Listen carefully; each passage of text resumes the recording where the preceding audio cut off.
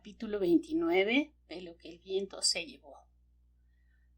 Al llegar a abril, el general Johnston, a quien le habían devuelto los maltrechos restos de las tropas de su antiguo mando, se rindió con ellas en Carolina Meridional y se terminó la guerra.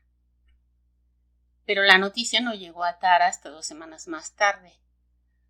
Había demasiado que hacer en Tara para que nadie malgastara el tiempo en viajes y excursiones para averiguar lo que se rumoraba. Y, como sus vecinos andaban tan ocupados como ellos, no se hacían muchas visitas y las noticias se difundían muy lentamente. La labor de arado primaveral estaba en su punto culminante y las semillas de algodón y de hortalizas que Pork trajera de Macon empezaban a sembrarse. Pork no servía ya casi para nada. Desde tal viaje, de puro orgullo por haber regresado de Macon con el carro cargado de telas, semillas, aves de corral, jamones, carne fresca, harina. Una y otra vez contaba la historia de los peligros en que se viera, de los senderos por los que hubo de meterse al regresar a Tara. Había estado de viaje 5 semanas, 5 semanas de agonía para Scarlett. Pero no le reprendió a su vuelta a Tara, porque se sentía contentísima de que el negro hubiera podido efectuar su misión con tanto éxito, devolviéndole además casi tanto dinero como ella le había dado. Mucho sospechaba ella que la causa de que le sobrase tanto dinero era que la mayor parte de las aves y carnes que trajo no eran producto de compras. Pork se hubiera avergonzado de gastar el dinero cuando encontraba por el camino tantos ahumaderos y gallineros mal vigilados. Ahora que tenía algunas provisiones, todo el mundo en Tara trataba de restablecer en lo posible un plan de vida normal. Había allí trabajo para todas las manos, demasiado trabajo, incesante e interminable. Había que arrancar los tallos secos del algodón del año anterior para dejar sitio a las semillas de este año, y el reacio caballo, no acostumbrado a tirar de un arado, lo arrastraba por los campos de mala gana. Había que quitar las malas hierbas del huerto y plantar las semillas. Había que cortar la leña para la lumbre y había que comenzar a rehacer las pocilgas y los muchos kilómetros de valla que tan despreocupadamente quemaran los yanquis. Había que inspeccionar 2 veces al día los cepos para conejos que tendía Pork, y no se podía dejar de reponer el cebo en las cañas de pesca junto al río. Había camas por hacer, suelos por barrer, comidas que preparar, platos y cubiertos que lavar, cerdos y gallinas que alimentar, huevos que recoger. Había que ordeñar la vaca y llevarla a pastar junto al pantano, y alguien tenía que quedarse a vigilarla por miedo a que los yanquis o los mismos hombres de Hank volvieran y se llevaran a tan utilísimo animal. Incluso el pequeño güey trabajaba. Todas las mañanas salía con aire de persona importante para recoger ramitas secas y trozos de corteza de árbol que servían para encender la lumbre. Fueron los chicos de los Fontaine los primeros del condado que regresaron de la guerra, los que trajeron la noticia de la rendición. Alex, que todavía llevaba las botas, iba a pie y Tony descalzo. Cabalgaba a pelo sobre un mulo. Tony siempre se las componía para salir el mejor librado de la familia. Los Fontaine estaban más curtidos que nunca, después de 4 años de exposición al sol y a los elementos, más delgados y enjutos, y las descuidadas barbas negras que traían de la guerra les hacían parecer hombres desconocidos. De camino para Mimosa y ansiosos de llegar a su casa, solo se detuvieron en Tara unos instantes para saludar a las chicas y darles la noticia de la rendición. Todo había terminado, dijeron, y no parecían querer hablar mucho de ello. Lo único que les interesaba saber era si Mimosa había sido quemada o no. En su viaje de regreso desde Atlanta habían pasado por delante de chimeneas desnudas que se erguían en los lugares en donde antes estaban las casas de sus amigos, y les parecía demasiado esperar que la suya hubiera resultado indemne. Suspiraron con alivio al escuchar tan agradable información y rieron y se dieron palmadas en los muslos cuando Scarlett les contó la loca carrera de Sally y cómo había saltado tan magníficamente por encima de la cerca de malezas. Es una chica con mucho coraje, dijo Tony, y es una lástima que haya tenido la desgracia de que mataran a Joe. ¿No tendría usted por ahí tabaco de mascar, Scarlett? Nada más que eso que llaman tabaco conejero. Papá lo fuma en una pipa de maíz. Todavía no he caído tan bajo, respondió Tony, pero llegaré seguramente a ello. ¿Y Dimity Monroe está bien?, preguntó Alex con ansiedad, aunque algo embarazado. Scarlett recordó entonces vagamente que antes parecía él andar enamorado de la hermana pequeña de Sally. Oh sí, vive con su tía en Fayetteville. No sé si sabe usted que también ardió su casa en Lovejoy y el resto de la familia está en Macon. Lo que él quiere preguntar es si se ha casado Dimity con algún bravo coronel de la Guardia Territorial, dijo Tony burlonamente. Alex le miró con aire furioso. Por supuesto no se ha casado, repuso Scarlett divertida. Acá se hubiera hecho mejor casándose, dijo Alex con melancolía. ¿Cómo demonios? Y perdone usted, Scarlett, pero ¿cómo puede un hombre atreverse a pedir a una chica que se case con él cuando se ha quedado sin negros y sin ganado y no tiene un centavo en el bolsillo? Ya sabe que eso no le importaría a Dimity, dijo Scarlett. Podía ser leal a Dimity y hablar bien de ella porque Alex Fontaine no había figurado nunca en el coro de sus propios admiradores. ¡Qué demonios! Perdón otra vez, Scarlett. ¿Cómo no me quité este vicio de jurar? La abuela me va a dar una buena tunda. Yo no puedo pedir a una señorita que se case con un pordiosero. ¿Acaso no le importara a ella, pero a mí sí?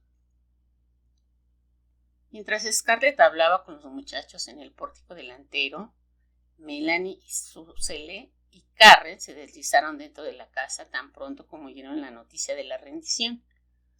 Cuando se marcharon los chicos, atravesando los campos de Tara hacia su casa, Scarlett entró y oyó sollozar a las chicas, sentadas todas en el sofá del despachito de Elena. Se había disipado para siempre aquel hermoso y brillante sueño tan esperado y tan querido.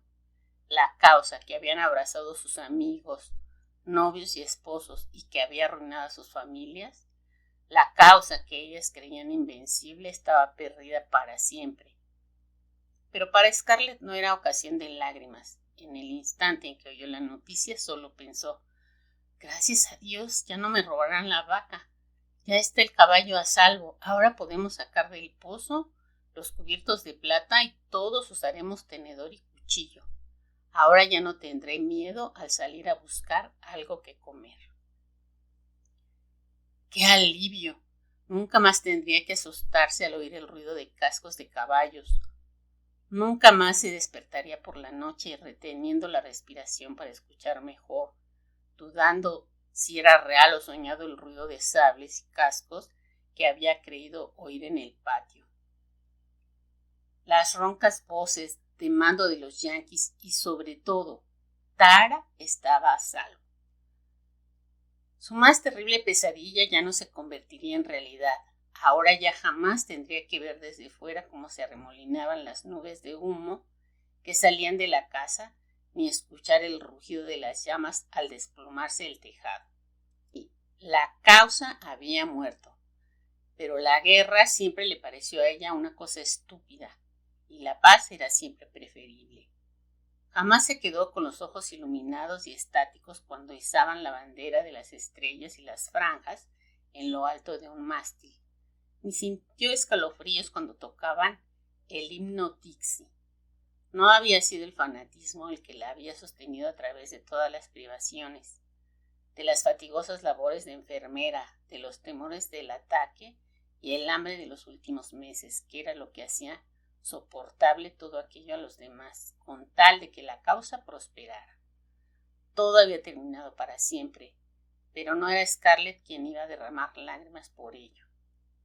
Todo había terminado aquella guerra que parecía interminable, aquella guerra que, indeseada por todos, había seccionado la vida en dos, había socavado una hendidura tan profunda entre ambas partes que era ahora difícil para ella recordar los días tranquilos y plácidos. Podía mirar hacia atrás sin emoción a la linda muchacha que fuera con los delicados zapatitos de tafilete verde y con los volantes de la falda perfumados de lavanda, pero dudaba de poder volver a ser la misma persona. La misma Scarlett O'Hara con todo el condado a sus pies, con 100 esclavos para atender sus caprichos y con el muro de la riqueza de Tara y el apoyo de amantísimos padres, ansiosos de complacer su menor deseo. Aquella Scarlett mimada y superficial, que jamás tuvo un antojo que no quedara satisfecho, a excepción de lo que se refería a Ashley. En alguna parte, en la prolongada cuesta que había tenido que recorrer durante esos 4 años, la señorita perfumada y con zapatitos de baile se había esfumado, dejando su puesto a una mujer de acerados ojos verdes, que contaba los centavos y empleaba sus manos en diversos trabajos manuales, una mujer a la que nada quedaba del naufragio excepto la indestructible tierra rojiza que pisaba. Mientras permanecía en el corredor oyendo los sollozos de las chicas, su imaginación trabajaba. Plantaremos más algodón, mucho más. Enviaré a Pork mañana a Mako para comprar las semillas. Ahora los yanquis no lo quemarán y nuestras tropas no la necesitan. Dios mío, el algodón tendrá una subida enorme este año. Entró en el despachito y sin hacer caso de las muchachas que sollozaban en el sofá, se sentó ante el pupitre y cogió una pluma para calcular el coste de las semillas y cuánto dinero disponible le quedaría. La guerra ha terminado, pensó de nuevo y de pronto soltó la pluma y se dejó inundar de intensa felicidad. La guerra se había acabado y Ashley estaba vivo. No tardaría en volver. Dudaba de que Melanie, dominada por su tristeza al llorar por la causa perdida, hubiera pensado en ello. Pronto habremos de recibir alguna carta. No, cartas no.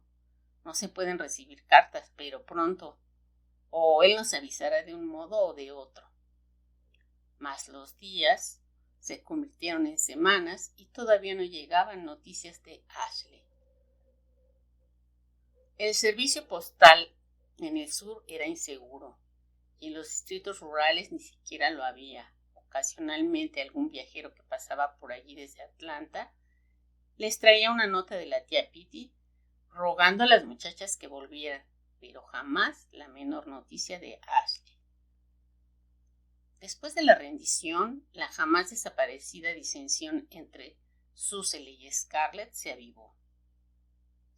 Ahora que ya no existía el temor a los yanquis, Susele quería ir a hacer visitas a sus vecinos. Solitaria y echando de menos la agradable sociabilidad de otros tiempos, Susele ansiaba ver a sus amistades, aunque solo fuera para cerciorarse de que el resto del condado estaba en tan mala situación como Tara. Pero Scarlett se mostró inflexible. El caballo era para el trabajo, para arrastrar troncos del bosque, para arar, para que Pork fuera en búsqueda de alimentos, y los domingos el pobre animal tenía derecho a pastar por el prado y descansar. Si Susie le quería darse el gusto de ir de visita, que fuera a pie. Antes del año precedente, Susele jamás había caminado 100 metros y la perspectiva distaba mucho de ser agradable para ella. Por lo tanto, se quedaba en casa lloriqueando y gimiendo y repitiendo sin cesar: «Oh, si mamá estuviera aquí», hasta que Scarlett soltó el tan prometido bofetón con tanto vigor que la derribó sobre la cama chillando, lo que causó gran consternación en toda la casa. Pero en adelante Susele no se quejó tanto, por lo menos en presencia de Scarlett. Esta era sincera al decir que quería dar descanso al caballo, pero solo a medias. La otra mitad de la verdad era que ella había hecho una tanda de visitas en el primer mes después de la rendición, que el espectáculo de los antiguos amigos y de las antiguas plantaciones había minado su valor más de lo que quería reconocer. Los Fontaine habían salido mejor librados que nadie, gracias a la prodigiosa carrera de Sally, pero su situación era floreciente solo por comparación con la desesperada situación de los demás vecinos. La abuela Fontaine jamás pudo recuperarse totalmente del ataque al corazón que sufrió al dirigir a los demás para que apagaran las llamas y salvar la casa. El viejo doctor Fontaine convalecía lentamente de la amputación de un brazo. Alex y Tony tenían que emplear sus inexpertas manos en el manejo del arado y la hoz. Se inclinaron sobre la valla para estrechar la mano de Scarlett cuando llegó y se rieron de su destartalado carromato, aunque con amargura en los ojos porque se burlaban de sí mismos tanto como de ella. Quería comprarle semillas de maíz. Ellos le prometieron vendérselas y se pusieron a charlar de los problemas del campo. Poseían 12 gallinas, 2 vacas, 5 cerdos y la mula que llevaban consigo al venir de la guerra. Uno de los cerdos acababa de morir y tenían gran miedo a perder los otros. Al escuchar frases tan serias acerca de los cerdos en boca de aquellos señoritos antaño tan elegantes que jamás habían tenido problemas más serios que la elección de corbata, Scarlett se rió, pero también su risa era amarga. Todos la recibieron muy cordialmente en Mimosa e insistieron en regalarle, no en venderle, las semillas de maíz. Los vivos temperamentos de la familia Fontaine saltaron en cuanto ella puso un billete sobre la mesa y se negaron en absoluto a admitir el pago. Por lo tanto, Scarlett recogió el billete y lo deslizó ocultamente en la mano de Sally. Sally era muy diferente de la joven que había recibido a Scarlett 8 meses atrás, cuando ella acababa de regresar a Tara. Ahora, toda su vivacidad había desaparecido, como si la rendición le hubiera quitado todas las esperanzas. Scarlett le preguntó, haciendo el billete, ¿de qué ha servido todo? ¿Por qué peleamos? Oh, mi pobre Joe, mi pobre niño. No sé por qué combatimos, ni me importa, replicó Scarlett. No me interesa, no me interesó nunca. La guerra es cosa para los hombres, no para las mujeres. Lo único que me interesa ahora es una buena cosecha de algodón. Toma ese $1 y cómprale un vestido al pequeño. Bien sabe Dios que lo necesita. Yo no quiero robarles ese maíz, a pesar de toda la gentileza de Alex y de Tony. Los muchachos la acompañaron hasta el carro y la ayudaron, corteses a pesar de sus harapos, con el buen humor de los Fontaine. Pero el cuadro de su pobreza, reflejado aún en sus ojos, hacía temblar a Scarlett al abandonar Mimosa. Estaba ya cansada de la miseria y la penuria. Qué agradable debía de ser tratarse con gente rica que no tuvieran que preocuparse acerca de si comerían o no al día siguiente. Kate Calvert estaba en su casa de Pine Bloom y cuando ella subió los peldaños de aquella morada en la cual había bailado tan frecuentemente en días más felices, vio que la muerte se retrataba en su rostro. Se hallaba demacrado y tosía atrozmente al sentarse en un sillón al sol, con una manta sobre las rodillas, pero sus facciones se iluminaron al verla.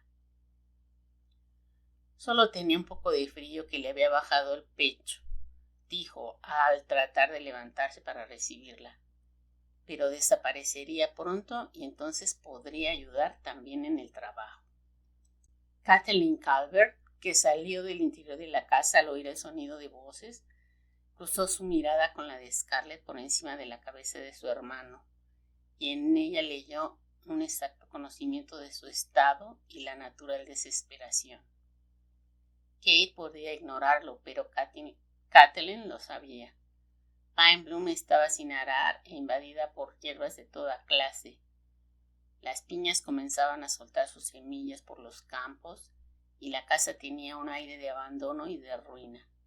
Kathleen estaba flaca y como en tensión.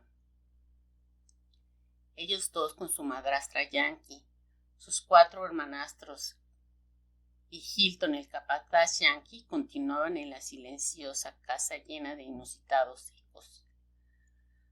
A Scarlett del capataz Yankee Hilton nunca le había resultado más simpático que su propio capataz, Jonas Wilkerson, y le era todavía menos simpático ahora que andaba por allí y la saludaba como a una igual.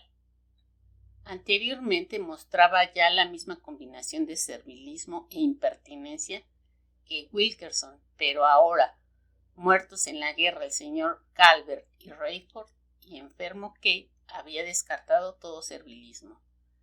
La segunda señora de Calvert jamás había sabido inspirar respeto a sus criados negros, y no se podía esperar que se lo impusiera a un blanco. El señor Hilton ha sido tan bueno quedándose con nosotros en tiempos tan difíciles, decía la señora Calvert nerviosamente. Muy bondadoso. Supongo que estarás enterada de cómo salvamos 2 veces nuestra casa cuando Sherman estuvo aquí. No sé cómo hubiéramos podido arreglarnos sin él. No teniendo dinero y con Kate. El rubor coloreó las mejillas de Kate y las largas pestañas de Kathleen velaron sus ojos mientras se endurecía la expresión de su boca. Scarlett sabía que todo su ser se retorcía de rabia impotente al tener algo que agradecer a su capataz Yankee. La señora Calvert parecía a punto de romper a llorar. Debía de haber cometido algún lamentable error. Siempre cometía alguno. No acertaba a entender a las gentes del sur, a pesar de haber vivido en Georgia durante 20 años. Nunca sabía cómo debía hablar a sus hijastros, los cuales, dijera lo que dijera, siempre se mostraban excesivamente corteses con ella. En silencio, juraba y perjuraba que se volvería al norte con los suyos, llevándose a sus hijos propios y dejando para siempre a aquellos enigmáticos, aunque correctísimos extraños. Después de tales visitas, Scarlett no sintió deseo de ver a los Tarleton. Ahora que no estaban allí los 4 muchachos Tarleton y que la casa se hallaba quemada y toda la familia tenía que hacinarse en la casita del capataz, no podía resolverse a visitarlos. Pero Suselle y Karen se lo rogaron, y Melanie dijo que parecería poco amistoso no saludar al señor Tarleton a su regreso de la guerra, de modo que Scarlett fue allí un domingo. Aquello resultó lo peor de todo. A pesar de las ruinas de la antigua casa, vieron a Beatriz con su raído traje de montar, con la fusta debajo del brazo, sentada sobre la traviesa superior de la valla y contemplando el vacío. Junto a ella se mantenía en equilibrio el negrito Sambo que había entrenado antes los caballos de Beatriz y que parecía tan decaído como su ama. La caballeriza, antes rebosante de inquietas jacas y plácidas yeguas de cría, estaba ahora vacía, a excepción de una mula, la mula con que el señor Tarleton había cabalgado a su regreso del sur. Te juro que no sé qué hacer ahora que he perdido los seres más queridos para mí, dijo la señora Tarleton, bajándose de la valla. Un extraño hubiera podido creer que se trataba de sus 4 hijos muertos en la guerra, pero las chicas sabían que eran los caballos lo que echaba de menos. Mis preciosos caballos, todos muertos. Oh, mi pobre Nelly, si al menos me quedase Nelly, pero aquí no queda nada, nada más que una mula, una maldita mula, repitió mirando indignada al flacucho animal. Es un insulto a la memoria de mis queridos purasangres tener una mula en sus caballerizas. Las mulas son seres antinaturales, mal engendrados, y debiera prohibirse criarlas. Jim Tarleton, completamente transformado bajo una barba enmarañada, salió de la casa del capataz para saludar a las muchachas, y sus 4 hijas pelirrojas con sus vestidos muy remendados salieron corriendo también, dando pisotones a la docena de perros canelos y blancos que se precipitaron hacia la puerta al oír voces extrañas. Se observaba en toda la familia un aire de resuelto y determinado optimismo que causó a Scarlett mayor impresión que la amargura de Mimosa o la fúnebre atmósfera de Pine Bloom. Los Tarleton insistieron en que las 4 chicas se quedaran a comer allí, diciendo que ahora recibían muy pocas visitas y tenían ganas de saber noticias. Scarlett no quería prolongar su visita porque aquel ambiente la oprimía, pero sus 2 hermanas y Melanie sentían también ganas de cambiar impresiones y por lo tanto se quedaron al fin para comer parcamente la carne con guisantes secos que les sirvieron. Todos bromearon acerca de la abreviada minuta y las chicas se rieron mucho contando las transformaciones y arreglos que hacían para vestirse, como si para ellas todo fuera un divertido juego. Melanie contribuyó no poco al buen humor general, sorprendiendo a Scarlett con su inesperada vivacidad al relatar todas las tribulaciones pasadas en Tara, pero tomándolas por el lado jocoso. Scarlett, en cambio, apenas podía hablar. El comedor le parecía vacío sin los 4 chicos Tarleton que siempre daban vueltas por la sala fumando y bromeando. Y si a ella le parecía vacía, ¿qué habría de parecerles a ellos que se esforzaban ahora por presentar un aspecto sonriente? Carrie no había hablado mucho durante la comida, pero al terminar se puso al lado de la señora Tarleton y le habló al oído. La fisonomía de la señora Tarleton se alteró y la frágil sonrisa abandonó sus labios cuando pasó el brazo alrededor del fino talle de Carrie. Salieron ambas del comedor y Scarlett no podía ya soportar la atmósfera de aquella casa. La siguió. Bajaron por el sendero que cruzaba el jardín y Scarlett vio que se dirigía hacia el pequeño cementerio de la familia, pero le era imposible volver a la casa. Parecía demasiado cortés.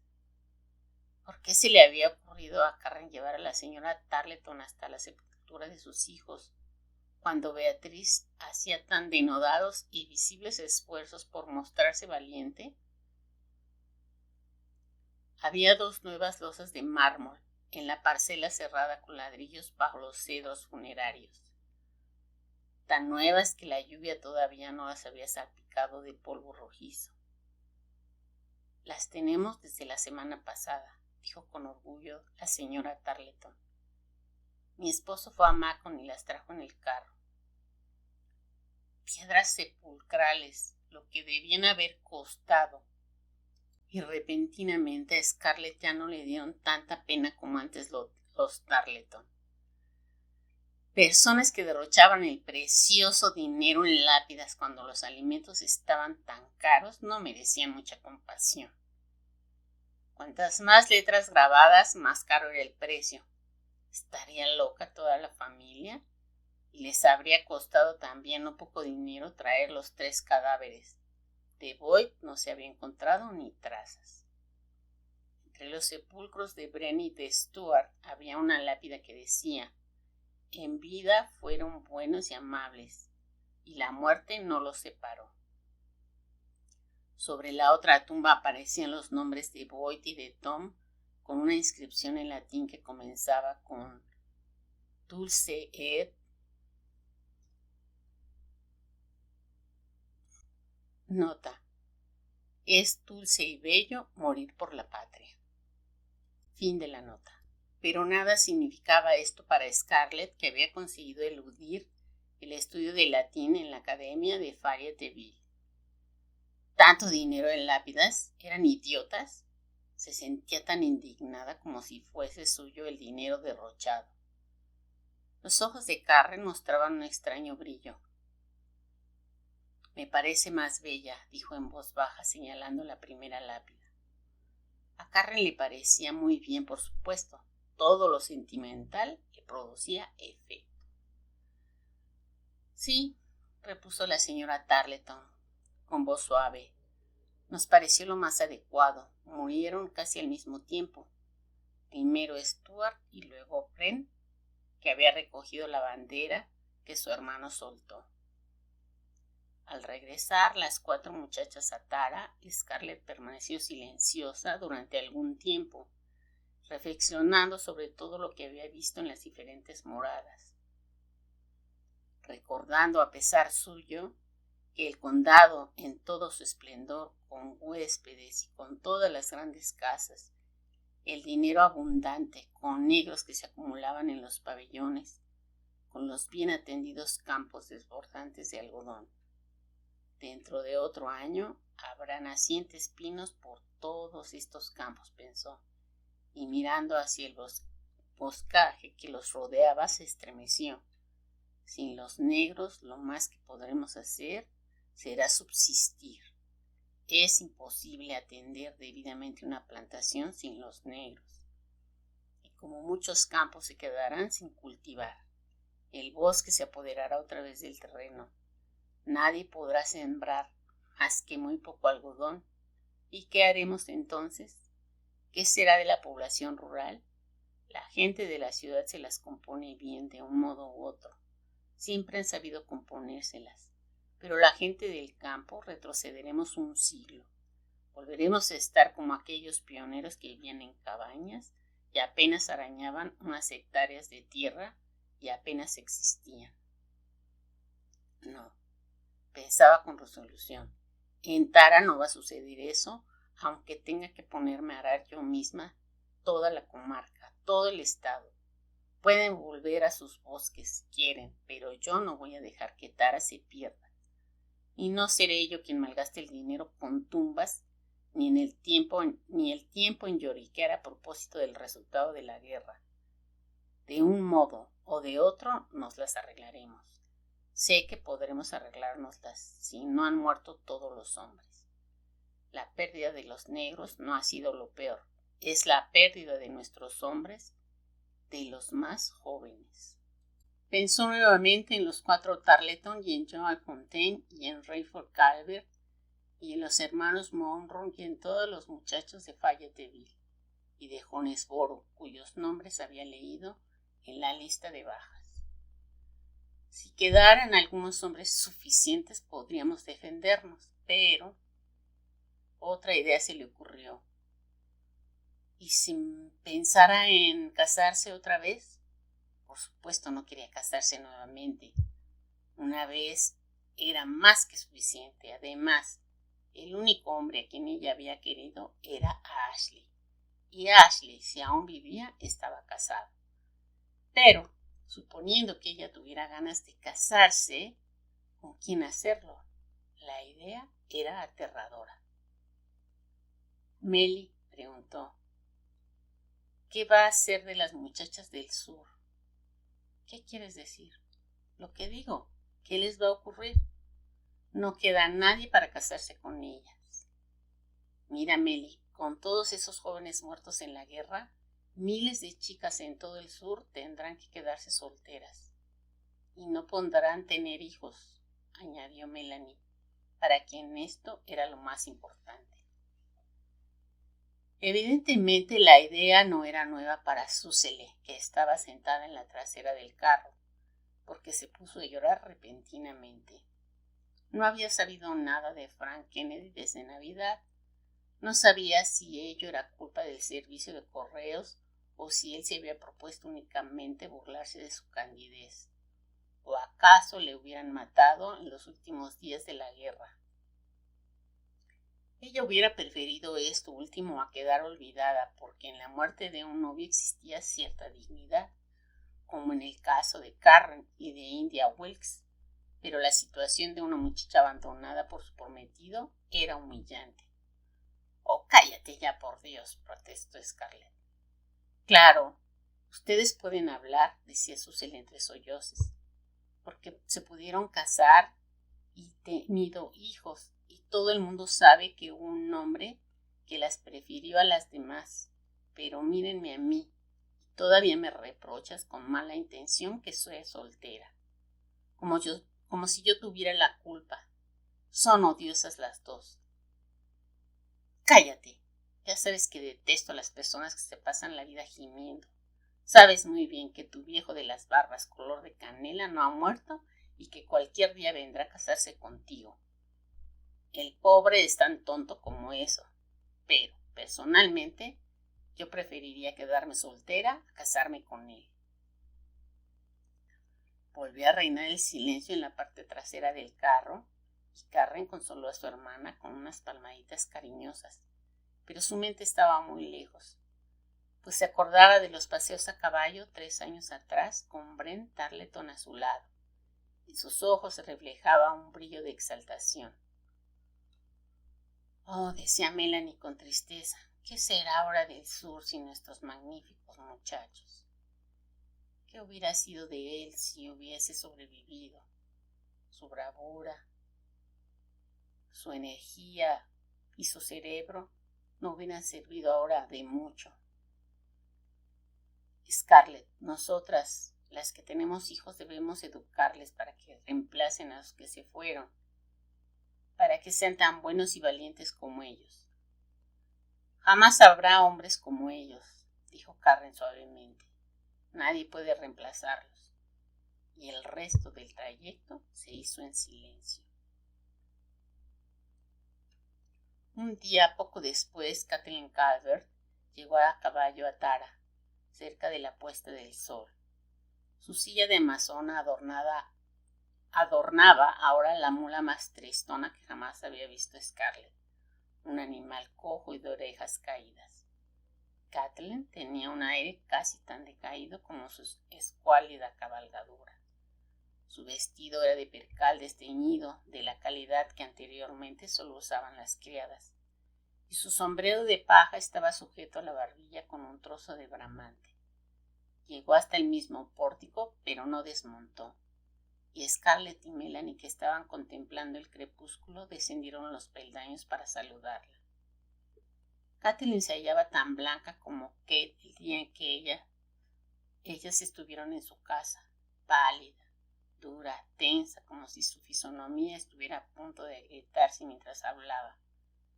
Pero su espina dorsal se mantenía totalmente rígida y su cabeza se mostraba erguida al saludarlas. Scarlett se acordó súbitamente de aquel día de la barbacoa en casa de los Wilkes, cuando ella y Kathleen habían cuchicheado acerca de Red Butler. Qué bonita y graciosa estaba Kathleen aquel día con un vestido de organdí, lleno de volantes y un ramito de fragantes rosas en la cintura, y unos zapatitos de terciopelo atados sobre sus delicados tobillos. Ahora no quedaban ni trazas de aquella jovencita en la rígida figura que se erguía sobre la mula. No me apeo, gracias, dijo. He venido solo para decirles que me voy a casar. ¿Qué? ¿Con quién? Enhorabuena, Kathleen. ¿Cuándo? Mañana, contestó quietamente Kathleen, y en su voz había algo que borró pronto las sonrisas de las muchachas. He venido a decirles que me caso mañana en Jonesboro y que no voy a invitarlas a la boda. La escucharon en silencio, mirándola intrigadas. Al fin Melanie habló. ¿Es alguien conocido? Sí, contestó Kathleen lacónicamente, con el señor Hilton. ¿El señor Hilton? Sí, el señor Hilton, nuestro capataz. Scarlett no encontró alientos ni para exclamar. Oh, pero Kathleen, fijando bruscamente sus ojos en Melanie, dijo con voz ronca y feroz. Si lloras, Melly, no podré soportarlo. Me moriré aquí mismo. Melanie nada dijo, pero inclinó la cabeza e hizo una caricia al pie, que calzado en un zapato de confección casero colgaba del estribo. Y no me acaricies, no puedo soportarlo tampoco. Melanie retiró la mano, pero sin levantar la cabeza todavía. Bueno, tengo que marcharme. No he venido más que para decíroslo. La pálida máscara volvió a cubrir su faz mientras ella recogía las riendas. ¿Cómo sigue Kate?, preguntó Scarlett, incapaz de encontrar las palabras que pudieran romper el embarazoso silencio. Está muriéndose, dijo Kathleen concisamente. Su voz parecía desprovista de todo sentimiento. Y va a morirse con alguna comodidad y tranquilidad si puedo arreglar las cosas, sin la preocupación de lo que me queda por pasar a mí cuando él desaparezca del mundo. Mi madrastra y los pequeños se vuelven al norte mañana y se quedarán allí. Bueno, me voy. Melanie levantó la cabeza y encontró la dura mirada de Kathleen. Había lágrimas en las pestañas de Melanie y comprensión en sus ojos. Y ante esto los labios de Kathleen se curvaron en la forzada sonrisa del chiquillo, valiente que no quiere llorar. Todo ello era sumamente confuso para Scarlett, que todavía estaba tratando de hacerse la idea de que Kathleen Calvert iba a casarse con un capataz. Kathleen, hija de un rico plantador. Kathleen, que después de Scarlett tenía más adoradores que ninguna otra señorita de la comarca. Kathleen se inclinó y Melanie se puso de puntillas. Se besaron. Entonces Kathleen dio una fuerte sacudida a las riendas y la vieja mula se puso en movimiento. Melanie la siguió con la vista. Las lágrimas le corrían ahora por las mejillas. Scarlett miraba al vacío todavía como aturdida. ¿Melly estará loca? No es posible que pueda haberse enamorado de él. ¿Enamorado? Oh, Scarlett, ¿cómo se te ocurre pensar una cosa tan horrenda? Oh, pobre Kathleen, pobre qué. Bobadas, exclamó Scarlett, que comenzaba a sentirse irritada. Era molesto que Melanie siempre pareciera comprender ciertas situaciones mejor que ella. La de Kathleen le parecía a ella más inesperada que catastrófica. Por supuesto, no era cosa muy agradable de casarse con un yanqui de clase baja, pero después de todo, una mujer no podía vivir sola en una plantación. Era forzoso tener un marido que la ayudara a dirigirla. Es lo que te decía yo el otro día, Melly. No hay nadie con quien puedan casarse las chicas y tienen que casarse con alguien. Oh, no necesitan casarse. No es ninguna vergüenza quedarse soltera. Ahí tienes a la tía Pitty. Yo hubiera preferido ver a Kathleen muerta. El mismo Kate, estoy segura, lo hubiera preferido también. Este es el fin de los Calvert. Pensar lo que serán sus hijos. Oh, Scarlett, tía porque ensille el caballo y corra tras ella para decirle que se venga a vivir con nosotras. ¡Santo Dios!, exclamó Scarlett, horrorizada con la facilidad con que Melanie ofrecía tara a los demás. Por supuesto que Scarlett no tenía ninguna intención de alimentar otra boca. Iba a decirlo así, pero algo en el rostro emocionado de Melanie retuvo sus palabras. No vendría, Melly, dijo corrigiéndose. Ya sabes tú que no vendría, es muy soberbia, y le parecería que le ofrecemos una limosna. Es verdad, rompió afligida Melanie, contemplando cómo la nubecilla de rojizo polvo se iba esfumando a lo lejos por la carretera. Llevas conmigo varios meses, pensó Scarlett gravemente mirando a su cuñada, y jamás se te ha ocurrido pensar que tú vives también de limosna. Probablemente no se te ocurrirá nunca.